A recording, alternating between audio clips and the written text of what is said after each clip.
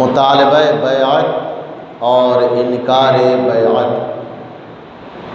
یزید ملعون کی طرف سے امام حسین علیہ السلام سے بیعت کا مطالبہ اور امام حسین علیہ السلام کا اسی بیعت سے انکار کرنا۔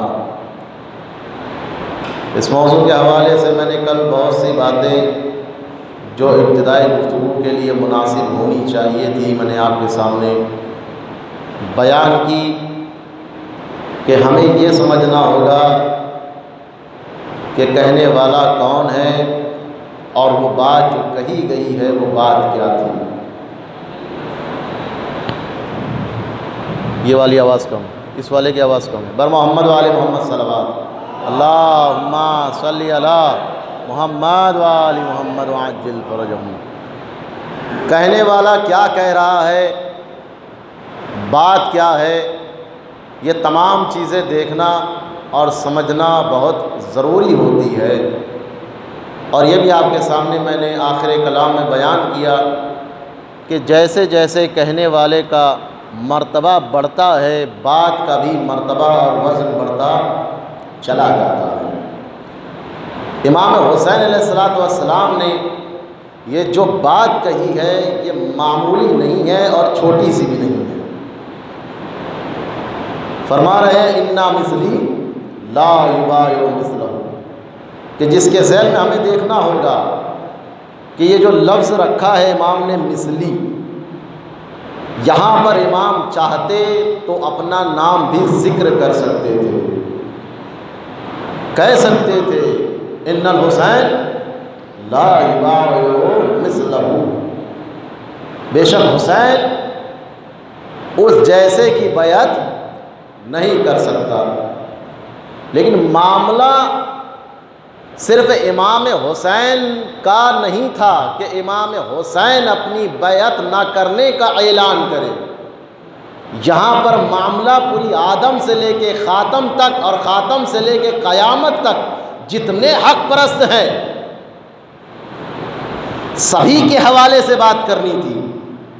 یعنی جس کو میں یہ کہہ سکتا ہوں کہ ایک فارمولا، ایک فارمیٹ، ایک خاکہ، ایک معیار دینا تھا کہ جس معیار کے ذریعے سے یہ پتہ چل سکے کہ حسینی کون ہے، یزیدی کون ہے، معاملہ یہ تھا۔ اب آپ لوگ تقریباً آ چکے ہیں تو دو چار باتیں جو میں نے ابتدائی طور پہ سوچی تھی وہ آپ تک کہتا چلوں۔ ایک صلوات کا سہارا دیجیے گا بلند ترین، اللہم صلی علی محمد وآل محمد وعجل فرجہم۔ پہلے تو سب سے پہلے گزارش ہے کہ جو حضرات تھوڑا دور پہ بیٹھے ہوئے تاکہ اچھے سے مجھے دیکھ سکیں، ان سے گزارش ہے کیونکہ بعد میں آنے والے آپ کو نانگتے ہوئے آگے آئے یا کبھی نہیں آتے وہیں کھڑے ہوتے ہیں، تو گزارش ہے کہ تھوڑا تھوڑا آگے والے جو ریڈ لائن کا اسٹیکر لگا ہوا ہے یہ آگے کی طرف آپ لوگ تشریف لے آئیں تاکہ بعد میں آنے والوں کو کوئی تکلیف نہ ہو اور مجھے درمیان گفتگو آپ سے یہ گزارش نہ کرنے پڑے۔ بر محمد وآل محمد صلوات، جزاک اللہ جزاک اللہ۔ یہ جو لال نشان بنے ہوئے ہیں اس کے اوپر تھوڑا تھوڑا آگے چلے آئیں، ماشاءاللہ خدا جزائے خیر دے۔ ایک اور آواز بلند نعرہ صلوات۔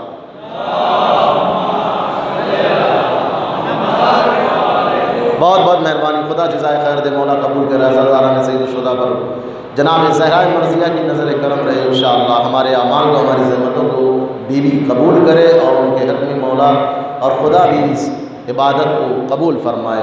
ایک بار گزارش ہے کہ مل جل کے نعرہ صلوات عنایت فرمائے، اللہم صلی علی محمد وآل محمد۔ مجلس میں جب آ رہے ہیں تو چند باتوں کا خیال رکھنا ہماری ذمہ داری ہے۔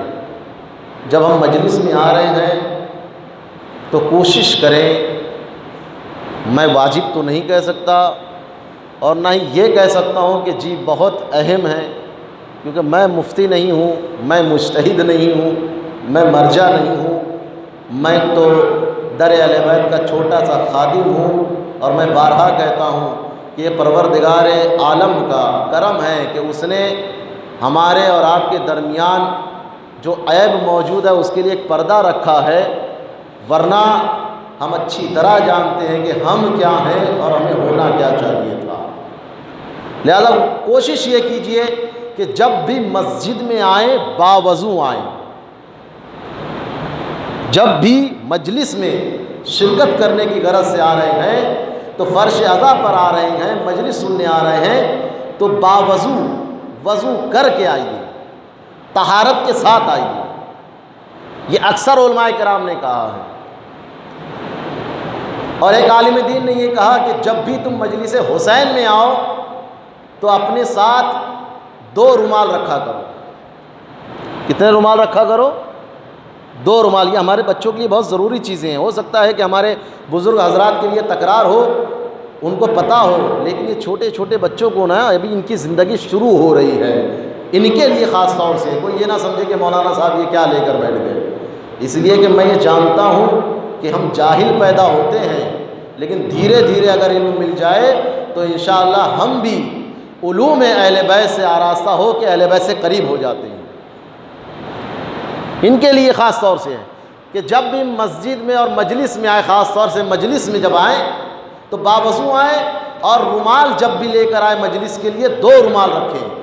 ایک رومال وہ ہو جو ہمارے ناک اور دہن کی گندگی کو صاف کرنے والا ہو، اور دوسرا وہ ہو جب مصائب ہو اور ہماری آنکھوں سے اشک نکلے تو وہ الگ رومال سے اس اشک اذا کو پہنچے۔ کیوں؟ کیونکہ یہ وہ متبرک تحفہ ہے جسے جناب زہرا لیتی ہے۔ کسی ایک ہی شخص کو سمجھ میں آیا ایسا لگ رہا ہے؟ بر محمد و آل محمد صلوات۔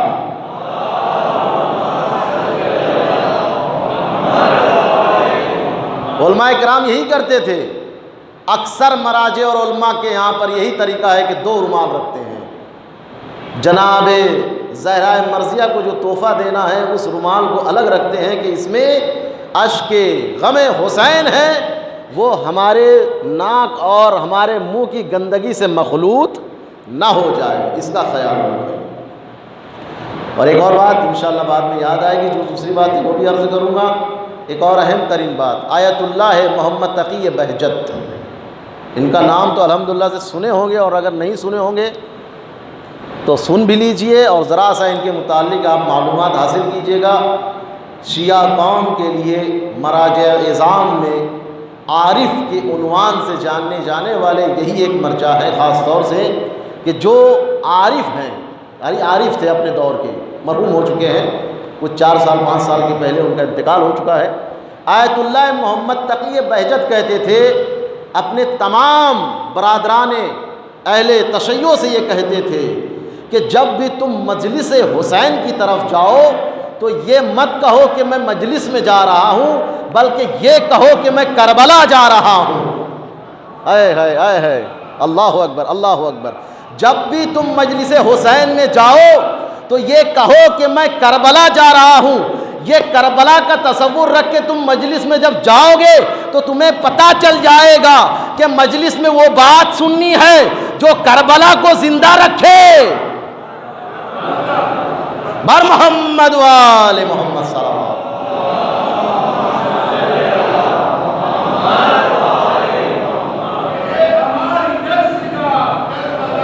کربلا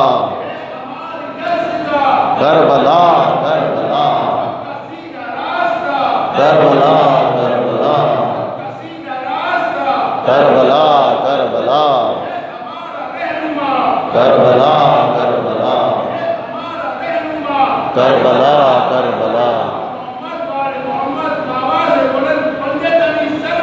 اللہم صلی علی محمد و آل محمد۔ جب بھی مجلس حسین کا ارادہ کرو اور مجلس حسین کی طرف رخ کرو اور مجلس حسین میں پہنچو اور کوئی پوچھ لے یا اپنے آپ سے سوال کر لو کہ کہاں جا رہے ہو تو کہو کہ کربلا جا رہا ہوں، پھر پتہ چلے گا اصحاب حسینی کہتے کسے ہیں۔ وہ تصور جب آئے گا، وہ بلبلہ جو دل میں پیدا ہوگا، تب پتہ چلے گا کہ مجلس حسین بھی کربلا کے میدان سے کم عظمت نہیں رکھتی۔ یہاں دھیرے دھیرے کبھی زہیر تیار ہو رہے ہیں، کبھی سعید تیار ہو رہے ہیں، کبھی حبیب تیار ہو رہے ہیں، تو کبھی علی اصغر تیار ہو رہے ہیں، کبھی جناب قاسم تیار ہو رہے ہیں، تو کبھی علی اکبر تیار ہو رہے ہیں۔ کیوں؟ کیونکہ وارث حسین پردہ غیب میں ہے۔ جب وہ آئیں گے تو ہم یہ کہہ سکے کہ ہمارے سامنے کربلا نہیں تھی، لیکن مجلس اعظم میں جا کے ہم نے اپنے آپ کو کبھی حبیب بنایا، کبھی قاسم بنایا، کبھی علی اکبر بنایا۔ بر محمد وآل محمد صلوات۔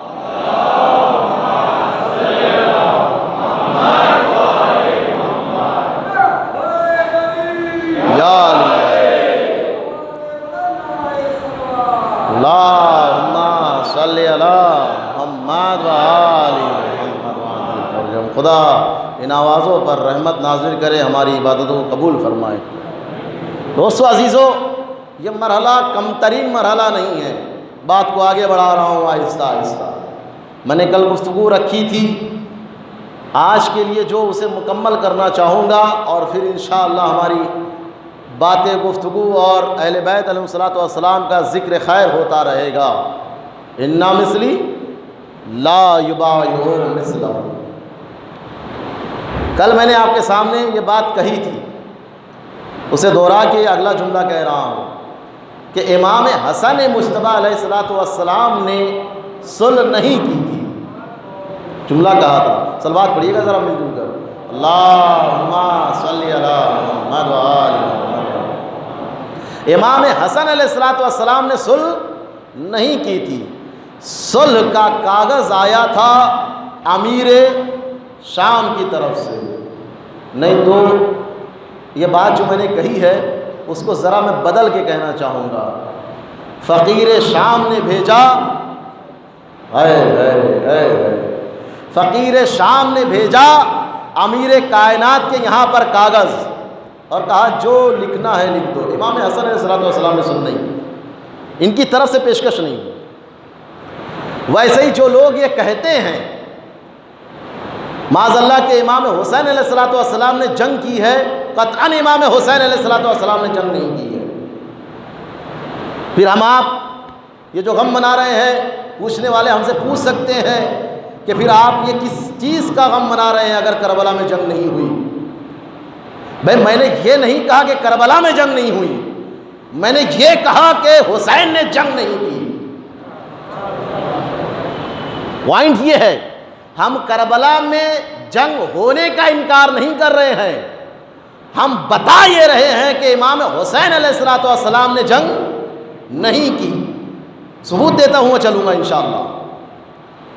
جب مدینے میں مرحلہ آیا، حالانکہ یہ منزلیں مجھے مکمل طور سے پڑھنی ہے لیکن ابھی اشارہ کر کے آگے بڑھ رہا ہوں، بات آئی ہے تو امام حسین علیہ الصلوۃ والسلام نے جنگ نہیں کی ہے۔ جب یزید ملعون کی طرف سے قاصد آیا خط لے کر اور ولید نے بلایا ہے، تو اس کے اندر 2 اور 2 4 کا فیصلہ لکھا ہوا تھا، یا بیعت یا سر۔ کیا لکھا ہوا تھا؟ خلاصہ یہی ہوگا نا، یا بیعت یا سر۔ امام حسین علیہ الصلوۃ والسلام نے کیا کہا؟ نہیں میں لڑنے کو تیار ہوں، نہیں ہم تو تیار ہیں، اسلحے نکال لیں گے، تلواریں آمادہ ہے، ہمارے جوان تیار ہے۔ نہیں قطعاً نہیں، قطعاً نہیں۔ امام حسین علیہ الصلوۃ والسلام نے کہا یہ باتیں دن کے اجالے میں ہوتی ہے، ابھی کرنے کا کوئی مطلب نہیں ہے۔ یعنی امام حسین بتا رہے ہیں کہ دیکھو یہ حسین جنگ نہیں چاہتا ہے۔ پوائنٹ ہے، غور کیجیے گا۔ امام حسین علیہ الصلوۃ والسلام نے جنگ نہ ہونے کے لیے کہا جی نہیں، دن میں ہم بات کر لیتے ہیں، اور اس کے بعد اسی وقت رات میں بجائے اس کے کہ اپنے گھر جائیں، جناب زینب کبریٰ صلوات اللہ علیہا، اللہم صلی علی محمد وآل محمد، کہ خانہ اقدس میں اسی رات کی تاریخ میں پہنچتے ہیں، اور امام حسین علیہ الصلوۃ والسلام کی آمد جب کنیز بتاتی ہے کہ آپ کے ماجائے حسین آئے ہیں، تو جناب زینب کبریٰ تیزی سے باہر آتی ہے، وہاں پہنچے اور کہا سامان سفر تیار کرو، اب مدینہ رہنے کے قابل نہیں ہے، اب ہمارے لیے مدینہ امن کی جگہ نہیں رہ گیا ہے۔ مصائب جیسا جملہ، لیکن یہ جملہ میں کہوں گا ضرور، جس رسول کے لیے مکہ چھوڑ کر مدینہ امن کی جگہ تھا، اسی رسول کے نواسے کے لیے مدینہ اب امن کی جگہ نہیں رہا۔ ذرا سوچئے کیا ہوا یہ 50 سال میں۔ سب تو کلمہ پڑھ رہے تھے، سب تو اللہ کو ماننے والے، سب تو رسول کو ماننے والے۔ امام حسین نے کیا کہا؟ مدینہ اب ہم نہیں رہیں گے، اب ہمیں یہاں سے چلنا ہے۔ یہ دوسری منزل تھی جس میں امام حسین نے کہا جنگ نہیں چاہیے۔ ورنہ مولا عباس دربار میں آ چکے تھے. آقا بس اتنا کہیے گستاخی کی کس نے؟ بھائی مجمع بڑا شانت ہے, بڑی محنت لگ رہی ہے, ساری انرجی اگر میں ہی لگاؤں گا, تھوڑا بہت آپ بھی بولیے, آپ بھی حسینی ہیں میں بھی حسینی ہوں, تھوڑا سا آپ ساتھ دیجئے, بقیہ تو میں محنت کر ہی رہا ہوں. بھائی مولا عباس دربار میں تلوار لے کے پہنچ گئے تھے, قبضہ شمشیر پہ ہاتھ رکھ کے کہا یہ کربلا نہیں ہے. پھر جنگ سے روکا. یہ 3 منزلیں صرف مدینے میں ہوئی. امام حسین, میں تاریخ پڑھ رہا ہوں, مجھے معلوم ہے تھوڑا خشک موضوع لگے گا, لیکن یہ حقانیت ہے, بیان کرنا ہے, تبھی تو سمجھ میں آئے گا نا کہ امام حسین علیہ الصلوۃ والسلام نے بیعت سے انکار کیا کیوں, وجہ کیا تھی. امام حسین نے جنگ کی, چلیے اگلا مرحلہ, مدینے سے خروج کیا, ہجرت کر لی. مدینے سے جب نکلے ہیں, نکلتے وقت بھی اور راستے میں بھی بہت سے لوگ ملے, کیا مسئلہ ہے, کون سی بات ہے, اے فرزند زہرا, اے فرزند علی, اے نواز رسول, ہم آمادہ ہے, آپ نہ جائیں, اس طرح کی بہت سے باتیں. کہا نہیں, اگر میں رک جاؤں گا تو مدینے کی حرمت پامال ہو جائے گی. مجمع بڑا شانت ہے. اگر میں رک جاؤں گا تو مدینے کی حرمت پامال ہو جائے گی. سلام ہو میرا حسین علیہ الصلوۃ والسلام پر کہ جس نے اپنے گھر کی حرمت نہیں, پورے مدینے کی حرمت کا خیال رکھ کے مدینے کو چھوڑ دیا. بر محمد و آل محمد صلوات.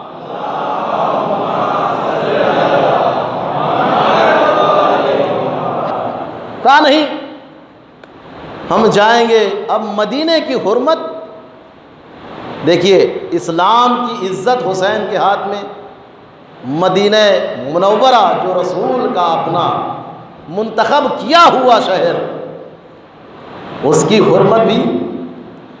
یہاں پر بھی امام حسین نے یہ نہیں کہا کہ نہیں اب نکلے ہیں تو جنگ کر کے ہی مانیں گے, قطعاً نہیں. مکہ پہنچے. کہاں پہنچے؟ مکہ پہنچے. مکہ جب پہنچے کچھ مہینوں تک مکہ میں رکے. وہاں پر کئی ایک لوگوں سے ملاقات ہوئی, صحابی رسول بھی تھے, تابعین بھی تھے. صحابیوں کے بعد کی جو پیڑھی آتی ہے اسے تابعین کہتے ہیں. صحابی وہ جو رسول کے زمانے میں زندگی گزارے, اور ہمارے یہاں کا جو فارمیٹ ہے اور جو ہمارے یہاں پر ڈیفینیشن صحابی کا بتایا جاتا ہے, اب بات آئی ہے تو آج کہہ کے رہوں گا, سوچا نہیں تھا لیکن کہہ دوں گا, بات آ گئی ہے. صحابی کا ڈیفینیشن جو ہم اہل تشیع کے یہاں پر ہے, شیعان حیدر کرار کے یہاں پر ہے, وہ ڈیفینیشن اتنا آسان نہیں ہے کہ جس نے بھی منہ دکھا دیا صحابی ہو گیا. اللہ اکبر.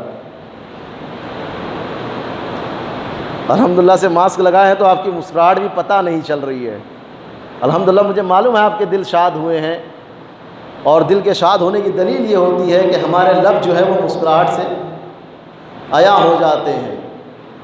ہمارے یہاں پر قطعاً یہ فارمولہ ہے ہی نہیں کہ جس نے صورت دکھا دی. بھائی شہر صورت میں اگر صورت نہ سمجھ میں آئے تو پھر کہاں سمجھ میں آئے گی. جس نے صورت دکھا دی اس کو صحابی کہہ دیا, اور جس نے پوری عمر گزار دی ہے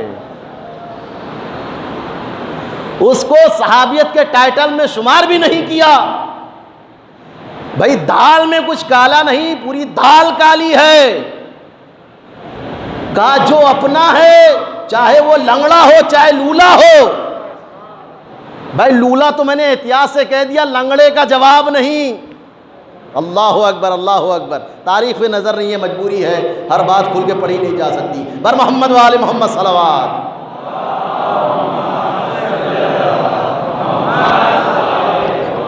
بھائی کون کیسے مرا ذرا سا پڑھ لیجئے گا, پتہ چل جائے گا میں نے لنگڑا کیوں کہا. کہا جس نے بھی رسول کے زمانے میں اپنی زندگی گزاری اور رسول کو دیکھ لیا، دیدار رسول کر لیا، وہ صحابی ہو گیا، اور جو صحابی کے خلاف بولے گا ہم اس کے خلاف ہیں۔ بھائی آپ کے جذبے کو سلام، جس نے صرف رسول کو دیکھ لیا، رسول کے دیکھنے کے بعد وہ صحابی ہو گیا، اور جو صحابی کے خلاف ہو گیا، رسول کا صرف دیدار کرے تو وہ صحابی ہو گیا، اور جو صحابی کے خلاف ہو جائے ہم اس کے خلاف ہیں۔ اما صرف دیدار رسالت مآب نے صحابی بنا دیا، اور خون رسالت مآب نے بر محمد و آل محمد صلوات۔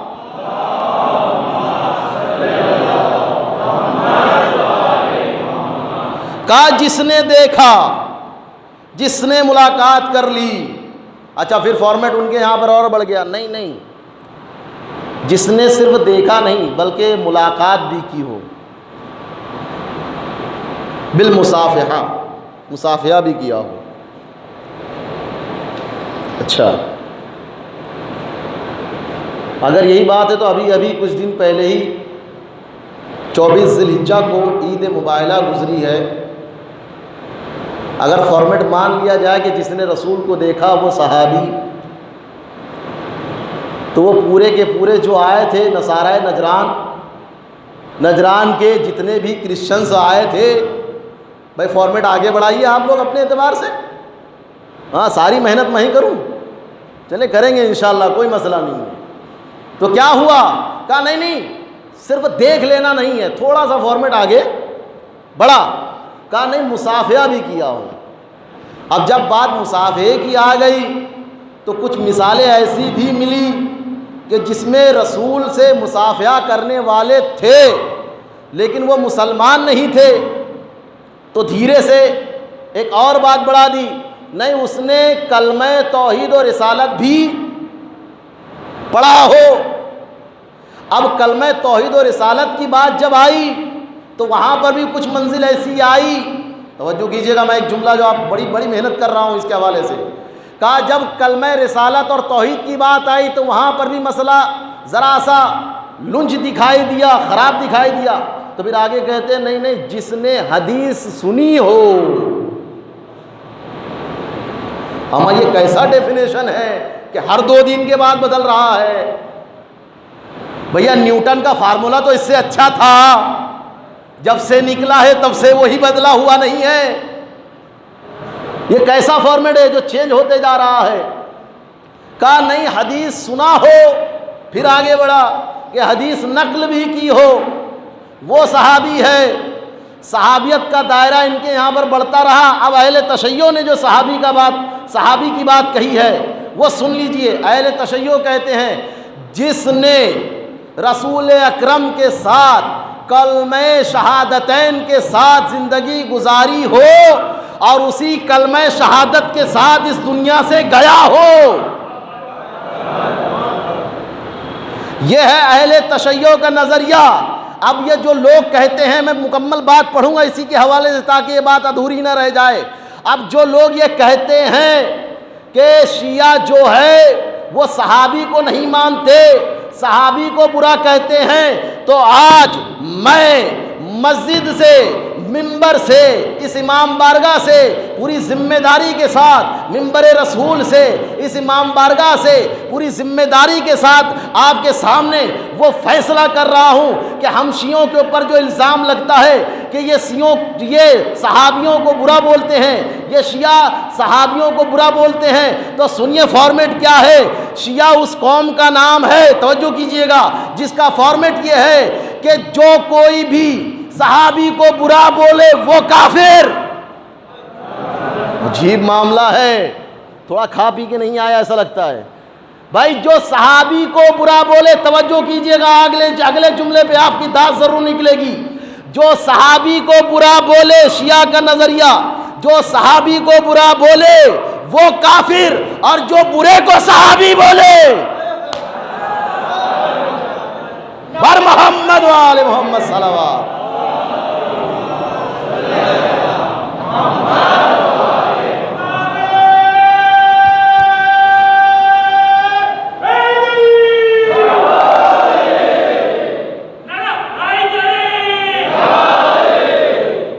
شیعہ کا نظریہ ہے، شیعہ کا نظریہ ہے کہ کبھی صحابی کو برا نہیں بولے گا، اگر کوئی صحابی کو برا بولے تو کافر۔ کچھ لوگوں نے نہیں سنا تھا نا، اس لیے دوہرا رہا ہوں۔ شیعہ کا نظریہ ہے کہ جو صحابی کو برا بولے وہ کافر، اور جو برے کو صحابی کہے وہ بھی کافر۔ بھائی فیصلہ ہو گیا، اب تم صحابیوں کی بات کرتے ہو تو صحابی کے نام تم لکھو، ہم بولتے جا رہے ہیں۔ چلیے ایک معاملہ ہے، صحابی کو برا کہتے ہیں، اور صحابی کو برا کہنا اتنا بڑا گناہ ہے کہ کوئی جنت میں جائے نہ جائے، صحابی کو برا بولنے والا نہیں جائے گا۔ ایک پھر آگے بولتے ہیں کہ صحابی کو برا بولنے والا ایسا ہے کہ اس کی شفاعت رسول نہیں کریں گے۔ چلیے ہم نے یہ بھی قبول، بھائی آپ ہی کی بات ہے، سب قبول کر رہے ہیں، کیا کریں؟ ہم شیعہ ہوتے ہی ہیں بڑے دل والے، ہمارے پاس کلیجہ بھی بڑا ہے، دل بھی بڑا ہے، بس معاملہ ایک دم صاف ہے، جو آئے تو در اہل بیت سے آئے، ادھر ادھر سے چوروں کی طرح آنے کی کوشش اگر کی تو یہ یاد رکھیے گا یہ بالکل بند ہے۔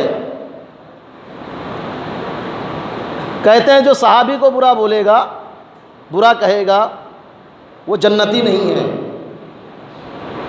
اگر کسی کے بارے میں آپ کہیں کہ یہ صحابی کے خلاف ہے، صحابی کو برا بول رہا ہے اور وہ جنت میں نہیں جائے گا، یہ بات مجھے سمجھ میں آتی ہے۔ ایسے لوگوں کا، نہیں جملہ بدل رہا ہوں، ایسے وہ لوگ کہ جنہیں آپ صحابی سمجھتے ہیں، ایسے صحابیوں کا کیا کریے گا کہ جو دوسرے صحابی کو برا بول رہا ہے؟ اللہ اکبر۔ بھئی تاریخ کے حوالے سے ذرا جاگتے رہیے گا تو جملہ آپ کے حوالے کر رہا ہوں، نہیں ایسے نہیں، واضح کر رہا ہوں۔ کیا جناب عمار، اللہ اکبر اللہ اکبر، کیا جناب عمار صحابی نہیں تھے؟ تو یہاں پر کسی کی آواز نہیں نکلی، سب چپ چاپ بیٹھے ہوئے ہیں۔ میں کہتا ہوں اور تمام شیعہ کہیں گے کہ جناب عمار ایسے صحابی تھے کہ امیر کائنات کا حق پر ہونا تو اپنی جگہ ہمیں تسلیم ہے، لیکن رسول اکرم نے جناب عمار کے متعلق فرمایا تھا، اے عمار تمہیں ایک باغی گروہ قتل کرے گا۔ اللہ اکبر۔ اے عمار تمہیں ایک باغی گروہ بغاوت کرنے والا گروہ قتل کرے گا۔ اب جنگ صفین میں جا کے دیکھو کہ جناب عمار کا قاتل کون تھا۔ عجیب معاملہ ہے، قاتل بھی رضی اللہ ہے، مقتول بھی رضی اللہ۔ بر محمد و آل محمد صلوات۔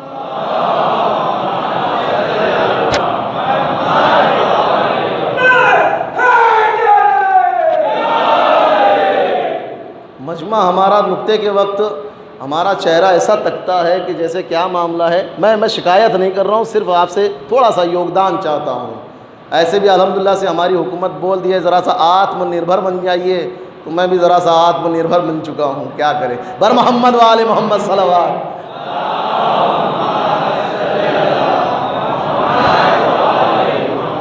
بھائی مل جل کے ذرا صلوات پڑھیے گا بلند ترین۔ اللہم صلی علی۔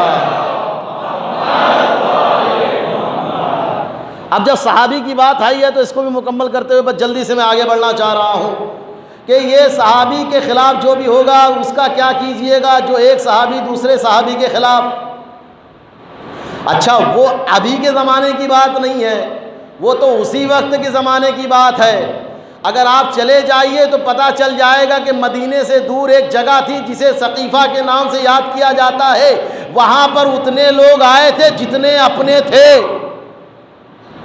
نہیں جملہ بدل رہا ہوں، جو ان کے نظریے کو ایکسپٹ کرنا چاہ رہے تھے انہی کو لایا، اور عجیب معاملہ تھا کہ رسول سے اتنی محبت کرنے والے، اللہ اکبر، رسول سے اتنی محبت کرنے والے 3 دن تک کے رسول کا جنازہ اسی طرح رکھا رہا۔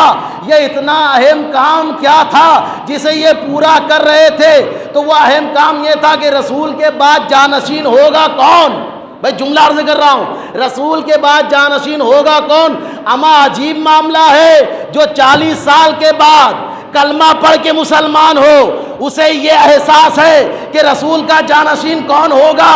جو بانی اسلام ہے، اسے احساس نہیں کہ میرے بعد کون ہوگا۔ وہ اس کے خلاف، اس مرحلے میں کس کو بچائیے گا؟ کس کے لیے کہیے گا نہیں یہ حق پر ہے، یہ صحیح ہے، یہ غلط ہے؟ کس کے لیے کہیے گا؟ خالد ابن ولید کا نام سنا ہے کہ نہیں سنا ہے تاریخ میں؟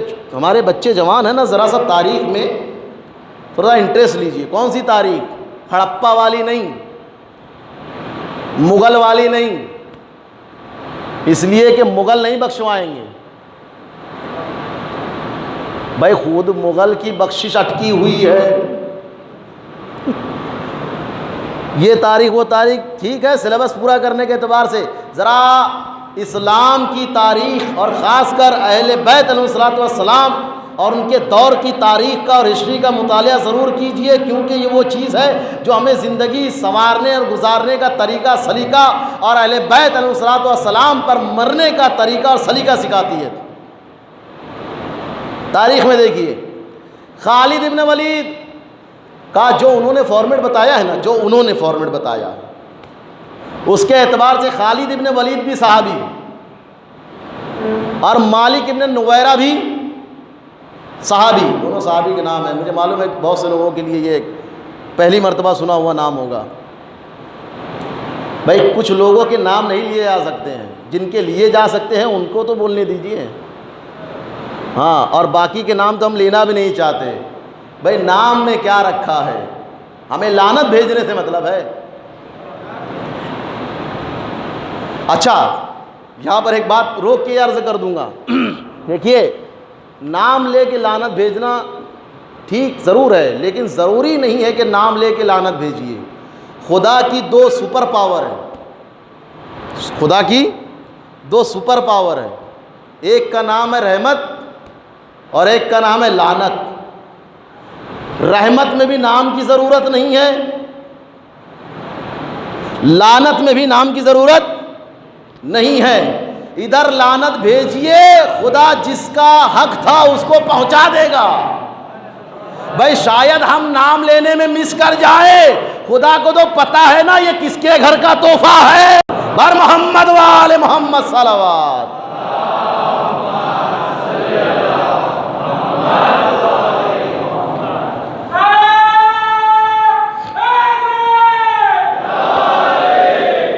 خالد ابن ولید یہ ملعون ہے، اور مالک ابن نویرہ دونوں کے دونوں صحابی۔ لیکن خالد ابن ولید نے کیا کیا؟ جب اس کو زکوٰۃ وصول کرنے کے لیے بھیجا گیا، توجہ کیجئے گا، اچھا خالد بن ولید کو عجیب معاملہ ہے، لقب بھی چن چن کے دیتے ہیں۔ ہو سکتا ہے ہماری موجودہ سرکار نے بھی وہیں سے سیکھا ہو، اور یہ میڈیا بڑا خطرناک ہے، عجیب عجیب ٹائٹل اور لقب بھی دیے گئے ہیں۔ ذرا سا دیکھیے گا، خالد ابن ولید کو کہا سیف اللہ، کیا کہا؟ سیف اللہ کہا۔ خالد ابن ولید کو سیف اللہ کا ٹائٹل دیا گیا۔ اچھا دیکھیے اب یہ سیف اللہ کتنا بڑا اللہ کی تلوار ہے۔ سیف یعنی تلوار، سیف اللہ یعنی اللہ کی تلوار۔ اما جن سے تلوار سنبھل نہیں رہے تھے ان کا لقب ہی رکھ دیا سیف اللہ۔ خالد بن ولید، مالک بن نویرہ، خالد بن ولید کو بھیجا گیا جا کے زکوٰۃ وصول کر کے لاؤ۔ یہ عامل تھے، زکوٰۃ وصول کرنے پہ مامور تھے، کہا زکوٰۃ وصول کر کے لے کر آؤ، بیت المال میں ذرا سا اضافہ ہو جائے۔ تو یہ گیا، اور جانے کے بعد اس نے ظلم کی انتہا کر دی۔ کس نے؟ خالد ابن ولید، جسے سیف اللہ کا نام دیا گیا۔ دینے والے وہی تھے جو بار بار یہ کہہ کے مدینے واپس آ جاتے تھے کہ ہم تو نہیں بھاگے، گھوڑا بھگا لے آیا۔ اب کس مزاج کا جملہ پڑھوں میں؟ کیسے بولیں گے آپ لوگ؟ ہر طرح سے کوشش تو کر رہا ہوں. جو یہ کہتے ہوئے نظر آئے، سیف اللہ کا لقب انہوں نے دیا کہ جو مسلسل یہ کہتے ہوئے نظر آئے، ذرا سا سنیے گا، کہ ہم نہیں بھاگے تھے. بھائی گھوڑا بھگا لے آیا تو بھائی ہم اہل بیت کے چاہنے والے بھی چپ نہیں رہیں گے. ارے جو نہ تھام سکے ایک اسب بے لگام کو، بھائی ہم ایسا بھاگتے آئے، ایسا بھاگے، کہنے لگے ہم نہیں بھاگے، گھوڑا بھگا کے لے کر آیا، اور ایک دن میں نہیں پہنچے، 3 دن کے بعد پہنچے. عدد بھی بڑا خراب ہے. 3 دن کے بعد پہنچے تو کیا کہنے لگے؟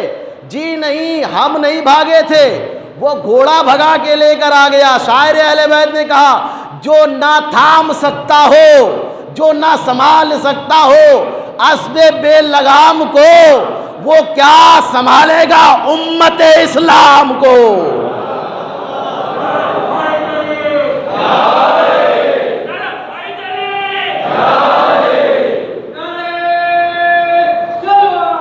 اللہم صلی علی محمد و آل محمد. بھاگتے بھاگتے بھی لقب رکھ دیا. ایسا بھاگے کہ مدینے کا پتہ بھول گئے. اے کاش اس وقت GPS ہوتا. بر محمد و آل محمد صلوات.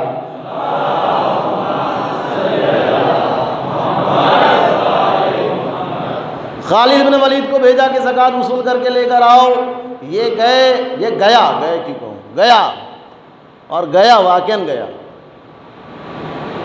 وصول کرنے کے لیے. مالک بن نویرہ صحابی رسول ہے، یہ بھی زکوٰۃ وصول کرنے میں کچھ معاملات میں ان کی 19-20 ہوئی. وہ جملے اور وہ باتیں میں نہیں پڑھ سکتا، ابھی وقت نہیں ہے، طولانی گفتگو ہے اس وجہ سے.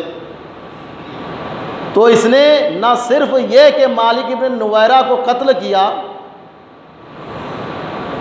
مالک بن نویرہ بھی صحابی، اور ان کے بقول خالد بن ولید بھی صحابی. خالد بن ولید نے کیا کیا؟ مالک بن نویرہ کو قتل کر دیا. بچے اگر سمجھ جائیں تو سمجھ جائیں، ورنہ سمجھانا مقصود نہیں ہے. بڑے بس سمجھ جائیں، میں بڑوں کے لیے اور سمجھدار لوگوں کے لیے پڑھ رہا ہوں. خالد ابن ولید نے نہ صرف مالک ابن نویرہ کو قتل کیا، بلکہ ان کی ناموس کی عزت کو بھی پامال کر دیا. اللہ اکبر. بھائی اتنا گھنونا کام کرنے کے بعد بھی وہ صحابی ہے. اگر صحابی کا تمہارا یہی معیار ہے تو ہم نوکر اہل بیت کافی ہے. وہ بھی رضی اللہ، قاتل بھی رضی اللہ، مقتول بھی رضی اللہ. پڑھیے تاریخ پتہ چلے گا انہوں نے کیا کیا. امام حسین صلی اللہ علیہ وسلم جنگ نہیں کی، انہوں نے قطعاً جنگ نہیں کی. سب نے روکا، صحابیوں نے بھی روکا، تابعین نے بھی روکا. ابھی وہ دور آیا ہی نہیں تھا تب تابعین. تو صحابی کا ڈیفینیشن تو پتہ چل گیا نا. اب اتنی ڈیٹیل سے اگر میں نے اتنی دیر تک بیان کیا ہے، اب تو یاد رہنا ہی چاہیے. تابعین کہتے ہیں جو صحابہ کی بعد والی جنریشن ہو، جس نے رسول سے ملاقات وغیرہ اور حدیث اور ایمان کے ساتھ زندگی گزاری ہو یا نہ گزاری ہو، ان کے مطابق. ہمارے اعتبار سے بغیر ایمان کے کوئی چارہ ہی نہیں ہے جناب.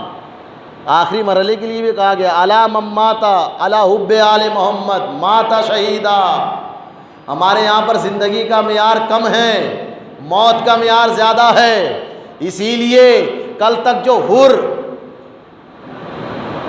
مجمع تھوڑا سا بولے، کل تک جو لعنت اللہ علیہ تھا، آج روز عاشور حسین کے یہاں پر علیہ السلام اسی لیے ہوا.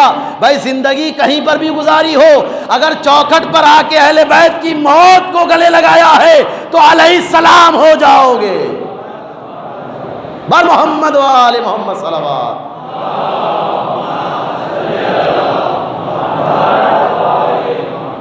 اہل بیت کی محبت پہ جو مر جائے، یہ مرنا پھر عام مرنا نہیں، شہادت کی موت ہے. حدیث ہے. تابعین جنہوں نے صحابیوں کو دیکھا ہو، ملاقات کی ہو ایمان کے ساتھ، میں اپنا نظریہ بیان کر رہا ہوں اہل تشیعوں کا، اور ایمان کے ساتھ زندگی گزاری ہو، اسے کہتے ہیں تابعین، صحابی کے بعد والی جنریشن، اور اس کے بعد آتا ہے تبع تابعین۔ بھائی بور تو نہیں ہو رہے ہیں نا، بہت ضروری چیزیں ہیں یہ سب، اور یہ کوڈ ورڈ بھی ہے، اس کو یاد رکھنا بہت ضروری ہے، ورنہ کوئی سرسرا کے پڑھ کے چلا گیا اور ہم سر کھجاتے رہ گئے اور سوچے کہ کیا ہوا۔ بھیا وہ کہتے ہیں نا اکثر مجلس حسین، البتہ کہ بھیا آپ دیر سے آئے، مجلس بھی ہوئی، نیاز بھی بڑھ گئی، تبرک بھی ختم ہو گیا، تو ایسا معاملہ نہ ہو۔ تابعین یعنی جو جنریشن صحابیوں کے بعد آئی ہو، جنہوں نے صحابیوں سے ملاقات کی ہو۔ تبع تابعین یعنی وہ جنریشن جس نے رسول کو نہ دیکھا ہو، نہ تو صحابی کو دیکھا ہو، بلکہ تابعین کو دیکھا ہو۔ ہماری جنریشن جو ہے نا تبع تبع تبع تبع تبع تبع تبع تبع 1400 سال کے بعد کا مرحلہ ہے، کتنے تبع تابعین ہو جائیں گے۔ یہ ہماری جنریشن، سب نے کہا، صحابیوں نے بھی کہا، مشورہ دیا۔ مظلوم کربلا نے کیا کہا کہ ہاں میں امت کی اصلاح کے لیے نکلا ہوں۔ وہاں پر بھی مولا حج کرنا چاہ رہے تھے، اور اشارہ کر رہا ہوں خانہ کعبہ کی چھت کے اوپر مولا عباس علیہ الصلوۃ والسلام، صلوات نہیں پڑھ رہے ہیں آپ لوگ؟ اللہم صلی علی محمد و آل محمد، سوئچ دبانا پڑتا ہے، شاید تھکا دیا بہت زیادہ۔ ایک اور بابا سے بلند نعرہ سے یا اللہ۔ مولا عباس خانہ کعبہ کی چھت کے اوپر چڑھ کر انہوں نے خطبہ دیا، اور خطبہ دیا تو وہاں پر ماحول کیسا تھا کہ مولا حسین نے اپنے حج کو عمرے سے بدلا۔ بھئی کیا ضرورت تھی؟ کیوں بدلا؟ بھئی آپ لوگ کو پتہ ہے کیوں بدلا؟ حج کرنے گئے تھے، حج کی بجائے عمرہ کیا، عمرہ کر کے آگے کا سفر اختیار کیا۔ بھئی کیوں بدلا؟ وہاں پر لکھا ہوا ہے، تاریخ میں لکھا ہوا ہے، ہمارے یہاں نہیں لکھا ہوا ہے، ہر ایک نے لکھا ہے کہ مولا حسین نے دیکھا کہ حاجیوں کے لباس میں تلوار اور خنجر لیے کچھ لوگ موجود ہیں۔ امام حسین نے مکے کو ترک کیا اور بتایا حسین جنگ کرنا نہیں چاہتے، مکے کی حرمت کو بھی بچایا۔ بچایا نہیں بچایا؟ بالکل بچایا۔ میں رک کر یہاں پر وقت لے سکتا ہوں لیکن نہیں لوں گا۔ امام حسین نے جیسے ہی خبر لگی، مولا حسین کو پتہ چلا، کہا نہیں ہم حج نہیں کریں گے، اب عمرہ کریں گے۔ عمرہ کیا۔ ذرا بتائیے کہ جن کے صدقے میں حج نکلا تھا اسی حسین کو حج نصیب نہ ہوا۔ ظلم نہیں ہے یہ؟ ٹھیکیدار بن رہے ہیں اسلام کے، اور نواسہ رسول حج کے لیے آئے ہیں، انہیں حج کرنا نصیب نہیں ہوا۔ ظلم ہے عزیزو، ظلم ہے۔ امام حسین مکے کو بھی چھوڑ کے چلے، کچھ لوگوں نے وہاں پر بھی روکا، نہیں نہ جائیے، کہا نہیں میں چلا جاؤں گا، خدا کی زمین وسیع ہے، خدا کی زمین بہت بڑی ہے، حسین کہیں پر بھی چلا جائے گا۔ یہ پیغام حسینیوں نے امام حسین علیہ الصلوۃ والسلام سے لیا ہے کہ حسین کے لیے جس طرح سے کوئی زمین و زمان مقید نہیں کرتا، اسی لیے حسینی بھی ویسے ہی ہے، جہاں جاتے ہیں عزا خانہ بچھا دیتے ہیں۔ یہ ہے حسین کے ماننے والے۔ امام حسین نے جنگ، یہ دیکھیے میں بتا رہا ہوں، امام حسین اوائڈ کر رہے ہیں کہ کسی طریقے سے وار نہ ہونے پائے، جنگ نہ ہونے پائے۔ اب چلے ہیں، جب چلے ہیں آگے منزل چلتی رہی تو ایک منزل وہ آئی کہ جہاں پر حر نے امام حسین کو روکا، قافلہ حسینی کو روکا۔ یہ جملہ پڑھنے کے پہلے ایک جملہ میں کہنا چاہوں گا، امام حسین علیہ الصلوۃ والسلام، اگر یہ کوئی کہتا ہے، تصور کرتا ہے کہ امام حسین جنگ کرنے کے لیے نکلے تھے یا امام حسین نے جنگ کی تھی، مجھے کوئی آج چھوٹی سی چھوٹی عقل رکھنے والا بھی اگر ہو، یہ بتائے کہ جنگ کے اوپر بال بچے اور بیوی اور بہنوں کو کون ساتھ لے کر جاتا ہے؟ مجمع ذرا غور کریں اور ذرا بتائیں ان کو جو یہ کہتے ہیں، پہنچائیں یہ بات۔ ہم نے کون سی جنگ دیکھی ہے؟ ہندوستان کا بھی اگر پڑوسی ممالک کے کسی سے جنگ کا مسئلہ آ جائے تو کون سا فوجی جو ہے اپنی فیملی کو ساتھ لے کر جاتا ہے؟ بھائی امام حسین فیملی کو ساتھ اسی لیے لے کے جا رہے ہیں کہ تمہیں چاہیے تخت حکومت مل جائے گا، حسین تو اپنی فیملی کو لے کے چلے، جنگ کرنے کے لیے نہیں نکلے ہیں۔ یہ عجیب الزام ہے؟ نہیں، قطعاً نہیں۔ یہ مرحلہ کہ جب حر نے لجام فرس پر ہاتھ رکھا، مولا حسین کے گھوڑے کی لگام کو تھاما، تو جناب مولا حسین نے کہا اے حر، تیری ماں تیرے ماتم میں بیٹھے۔ اس کا مطلب جو ہے عجیب لگتا ہے، یہ عربی کا محاورہ ہے، کہاوت ہے، جس کا مطلب یہ ہوتا ہے کہ تیری ماں تیرا جنازہ دیکھے اور تیری ماں کو تیرے مرنے والا غم نصیب ہو جائے، یعنی تیری ماں زندہ رہے اور تیری ماں کے آنکھوں کے سامنے تو مر جائے، اس کا یہ مطلب ہوتا ہے۔ حر نے کیا کہا؟ ابھی تو حر علیہ السلام کہہ سکتا ہوں نا۔ حر علیہ السلام نے کہا کہ اے حسین، اگر عرب کا کوئی اور انسان ہوتا جو مجھ سے اس طرح بولتا تو میں بھی پلٹ کے یہی جملہ کہہ دیتا، لیکن میں کیا کروں کہ آپ کی ماں فاطمہ زہرا ہے۔ اللہ اکبر، اللہ اکبر، عظمت جناب زہرا کو پہچانیے۔ یہ لشکر یزید کی طرف سے آیا ہے، پھر بھی اسے پتا ہے کہ حسین کیا ہے اور بنت رسول کیا ہے۔ جب روکا کیا چاہتے ہو؟ کہا نہیں، مجھے آرڈر ہے کہ آپ کو جہاں میں لے جاؤں گا وہاں جانا ہوگا۔ یہاں پر بھی امام حسین نے کیا کہا؟ تلواریں نکال لو؟ جی نہیں، کیا کہا؟ اے حر چھوڑ دو، میں کہیں اور چلا جاؤں گا۔ پھر امام حسین جنگ نہ ہونے کے لیے کوشش کر رہے ہیں کہ کسی نہ کسی طریقے سے جنگ ٹل جائے، لیکن امام حسین علیہ الصلوۃ والسلام کے بار بار کوشش کرنے کے بعد بھی وہ مرحلہ آیا کہ حر لے کر پہنچے۔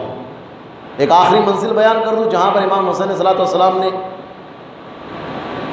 جنگ نہ ہونے کی بات کی ہے، وہ بھی عرض کر دوں۔ آپ کو معلوم ہے جو 10 محرم کو جنگ کربلا میں ہوئی ہے وہ 9 محرم کو ہونے والی تھی۔ کب ہونے والی تھی؟ 9 محرم کو ہونے والی تھی۔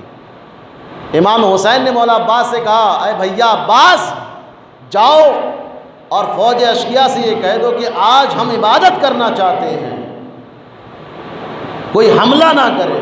پھر امام حسین جنگ سے روک رہے ہیں، امام حسین نے جنگ نہیں کی۔ شب دوم ماہ محرم ہے، دوسری شب ہے ماہ محرم کی، اور یہ دوسری تاریخ جو ہے نا، یہاں خاص طور سے اہل حرم کا امتحان شروع ہو گیا۔ 2 محرم کو کیا ہوا؟ حر نے لجام فرس پہ ہاتھ رکھا، وہ منزل بھی کبھی موقع ملا تو آپ کے سامنے پڑھوں گا، اور کہا کہ جہاں میں لے جانا چاہوں گا وہیں جانا ہوگا، اور آہستہ آہستہ لے کر اس سرزمین کی طرف بڑھا کہ جسے ہم آج کربلا کے نام سے یاد کرتے ہیں۔ امام حسین کا اسب وفا جسے ذوالجناح کہا جاتا ہے، جب اس منزل کے قریب پہنچتا ہے تو امام حسین کا گھوڑا اور یہ ذوالجناح آگے نہیں بڑھتا۔ وہیں جناب زینب کبریٰ کی طرف سے پیغام آیا کہ جاؤ میرے ماجائے سے پوچھو کہ یہ کیا معاملہ ہے، ہم جب سے اس سرزمین کے اوپر قدم رکھے ہوئے ہیں میرا دل بیٹھا جا رہا ہے۔ جزاکم اللہ خیر الجزا، خدا آپ کو کسی غم میں نہ رلائے سوائے غم اہل بیت کے، خدا ان آوازوں پر رحمت نازل فرمائے، خدا ہماری عبادتوں کو، ہمارے گریہ و ماتم عزاداری کو شرف قبولیت عنایت فرمائے۔ جناب زینب نے کہا جاؤ میرے ماں جائے حسین سے کہہ دو کہ کیا معاملہ ہے، جب سے ہم یہاں پہنچے ہیں میرا دل بیٹھا جا رہا ہے۔ امام حسین نے پوچھا کہ ذرا قریب والوں سے پوچھ لو یہ کون سی سرزمین ہے کہ جہاں میرا گھوڑا آگے نہیں بڑھ رہا ہے، جہاں یہ اسب با وفا آگے نہیں بڑھ رہا ہے۔ تو پوچھا گیا تو کسی نے کہا یہ شطۂ فرات ہے، اسے فرات کا کنارہ کہا جاتا ہے۔ امام حسین نے کہا ذرا اور بتاؤ کہ اس کا کوئی اور نام ہے، تو اور نام بتایا گیا، اسے نینوا بھی کہتے ہیں۔ کہا ذرا اور بتاؤ کہ اس کا کوئی اور نام ہے، تو کہنے والے نے کہا اسے کرب و بلا بھی کہتے ہیں۔ اب جیسے ہی کرب و بلا کا نام آیا امام حسین نے کہا عباس خیمے یہاں لگا دو، ہماری منزل آ گئی۔ اللہ اکبر، اللہ اکبر، اللہ اکبر۔ بس مصائب کا آخری جملہ ہے، آخری منزل ہے، میں بات تمام کر رہا ہوں۔ خیمے 2 محرم کو زمین کربلا پر لگائے گئے۔ میں ہاتھ جوڑ کر، میری اتنی حیثیت اور اوقات نہیں کہ مولا کے سامنے اپنی زبان کھول سکوں، لیکن میں کہوں گا آقا یہاں خیمے نہ لگائیں، آقا یہاں خیمے نہ لگائیں۔ ارے یہ وہ زمین ہے کہ آج سے 8 دن کے بعد جہاں پر علی اکبر ایڑیاں رگڑیں گے، قاسم کا جسم پامال ہوگا، یہیں پر عباس کے بازو قلم ہوگے۔ اے آقا یہاں خیمے نہ لگائے، یہ وہی جگہ ہے جہاں آپ کا 6 مہینے کا بچہ علی اصغر حرملہ کے تیر کا نشانہ ہوگا۔ آقا کسی اور سرزمین چلے جائیں۔ الا لعنت اللہ علی القوم الظالمین وسيعلم الذين ظلموا أي منقلب ينقلبون إنا لله وإنا إليه راجعون رضا بقضائه وتسليما لأمره۔ ماتم حسین۔